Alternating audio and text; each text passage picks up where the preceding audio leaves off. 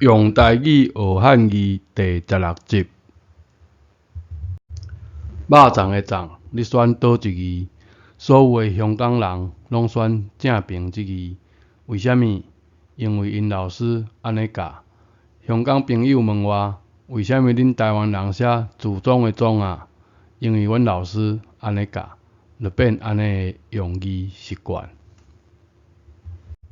讲阮生做安尼，我就安尼一字一字学。来看“粽”这字的解说，放大来看。路叶瓜米，路叶大大的叶仔，因地取材嘛，统称粽叶仔、瓜叶仔。用大大的叶仔包米，就是粽。台湾这字粽呢，俗字，讲阮讲是俗字，有诶文册讲是伪字。段玉裁讲法，千人乱用啦。肉粽正字安尼写。来看这页，讲阮的第12页，这字粽何属？一字本字，两字解说文，无啊？就安尼，互你啥物感觉呢？看到这字，我非常的激动。这字文册有这字，是我想的迄字吗？若有这字，一定还阁有其他的字啊！问人确定一下，草堆的草，一粽一粽。阮天才阿姨看我咧写啥，马上回我。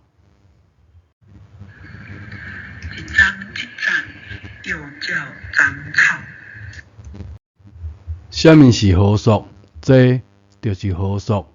粽草、粽稻草，长做一粽一粽，粽头伫遮，毋好三无粽，爱三粽头才袂散去。这字粽做动词用，就讲粽草。照顶一页，搁当做计数单位、名词，拢用这字粽，勉强也可以。但是呢，丰富的汉字，计数单位有另外这字粽，一粽一粽，几粽草。名词的搁有另外这字粽，草粽啊。名词的粽头写做粽头，勉强也可以。来看这三字的意思，粽字的意思，第二字粽嘛是字的意思，特别是讲草木相助。第三字粽，说文解字讲是木世基，水果枝上熟，台语讲在粽红。粽这字是三字中唯一的名词，在树枝成熟啊、变红啊，有可能是教育部讲的在装潢吗？这我完全袂晓解说。一丛树仔，不管大细丛，拢照用这字粽，写做一丛树仔，差字典知影粽的意思。安尼写是毋是很怪呢？毛发，同义连绵词，所以毛就是发。中文讲的头发，台语就写做头毛，有道理吗？汉字博士伫网络乌白教，你是毋是嘛差一点仔互骗去？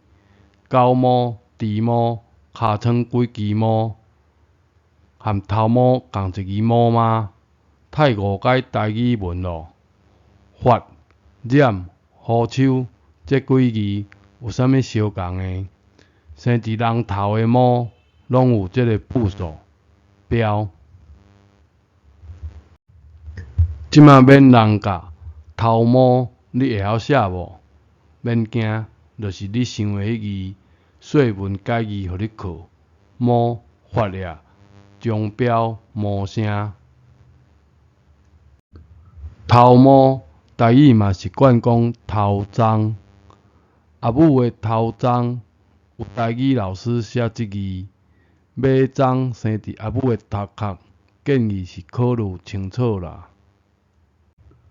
头毛的毛，台语阁有另外一个音，毛，头毛，台语是毋是偏音的喜爱者呢？木字旁这字粽，一种植物棕榈铺葵，会使做棕水。细汉诶时，捌看阿公穿过棕水，画伊诶一解。